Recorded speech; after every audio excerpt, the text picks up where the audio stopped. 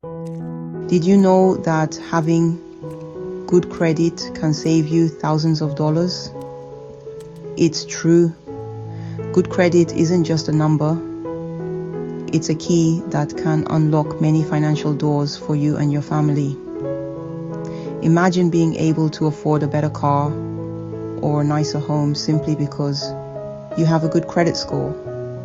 Good credit can help you get lower interest rates on loans for cars and houses. This means you pay less over time, freeing up money for other important things in your life. It can even impact your ability to rent an apartment or get certain jobs. Employers and landlords often check credit scores to gauge reliability and responsibility. Learning about credit early is like getting a head start in a race. The earlier you understand how credit works, the better equipped you'll be to make smart financial decisions. The sooner you start, the better prepared you'll be for the future. Teaching kids about credit and financial responsibility can set them up for a lifetime of success. It's never too early to learn about credit and how to use it responsibly. Even simple lessons like saving money in a piggy bank can lay the groundwork for understanding credit later on. This guide will break down two types of credit cards, secured and unsecured. Knowing the difference can help you choose the right card for your needs.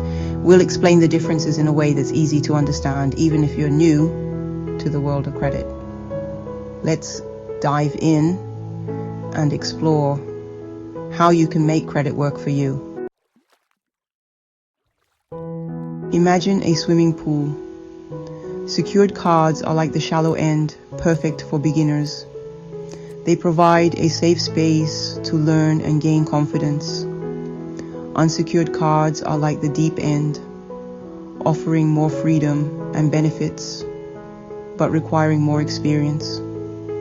Both types of cards can help you build credit, which is like a financial report card that tells lenders how responsible you are with money.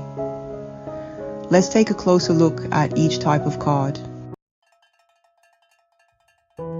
Secured credit cards require a security deposit, which acts like collateral.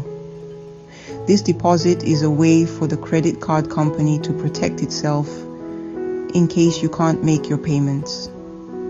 It's a bit like renting an apartment where you put down a security deposit to cover any potential damages.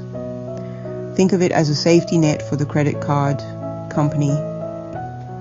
This safety net ensures that the company can recover some of its money if you default on your payments. It's a win-win situation because it also helps you build or rebuild your credit score.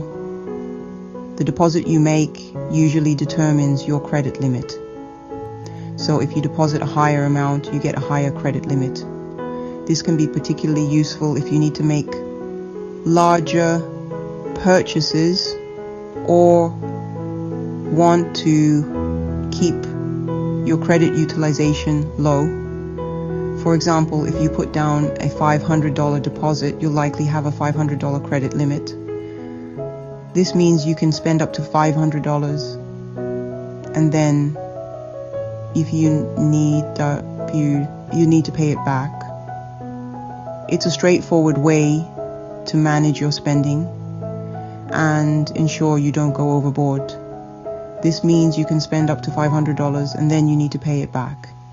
It's a great way to practice responsible credit usage.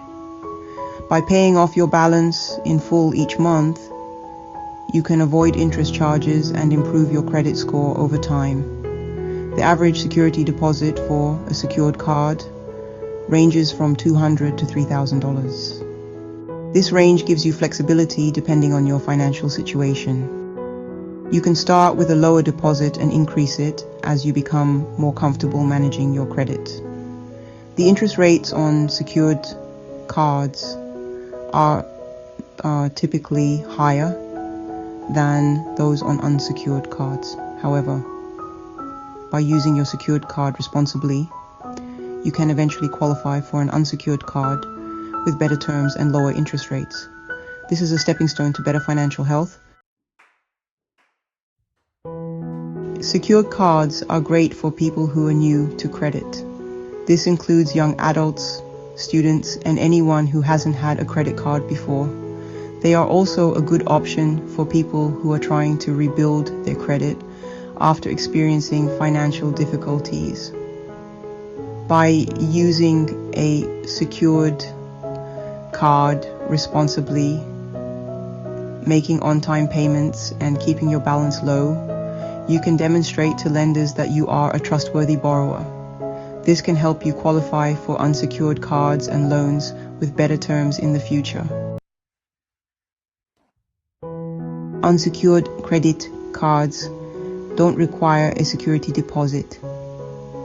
Instead, they rely on your creditworthiness, which is determined by your credit history and score. Because there's no deposit, approval for an unsecured card can be more challenging. You need to show a history of responsible credit use. Lenders want to see that you can manage credit without defaulting on payments. Parents can play a crucial role in helping their children build credit early on. One way is to add them as an authorized user on their own credit card. Another option is to help them apply for a secured credit card. By co-signing, parents can provide a safety net and help their child get approved. As their child uses the card responsibly, their credit score will gradually improve. Here are a few pro tips for anyone new to credit cards. First, the 30% rule. This means you should aim to keep your credit card balance below 30% of your credit limit at all times. For example, if your credit limit is $1,000, try not to carry a balance higher than $300. This helps improve your credit utilization ratio, a key factor in your credit score. A lower utilization ratio indicates that you are managing your credit well. Next, pay on time, every time. Timely payments are crucial because your payment history makes up a significant portion of your credit score. Late payments can damage your credit score and lead to additional fees and higher interest rates. Set up reminders or automatic payments to avoid missing due dates. This can be done easily through your bank's app or online banking system. Lastly, track your spending. Keep track of your purchases and review your statement regularly to avoid overspending and debt. Monitoring your spending helps you stay within your budget and spot any unauthorized transactions. By following these tips and using your credit card wisely, you can build a solid credit history and set yourself up for financial success. Remember, responsible credit card use is a powerful tool for achieving your financial goals. Stay tuned for our next guide on rewards cards, the fun part of the credit card world. We'll explore how to maximize your benefits and get the most out of spending. If you found this helpful, like, comment and subscribe, and please don't forget to share.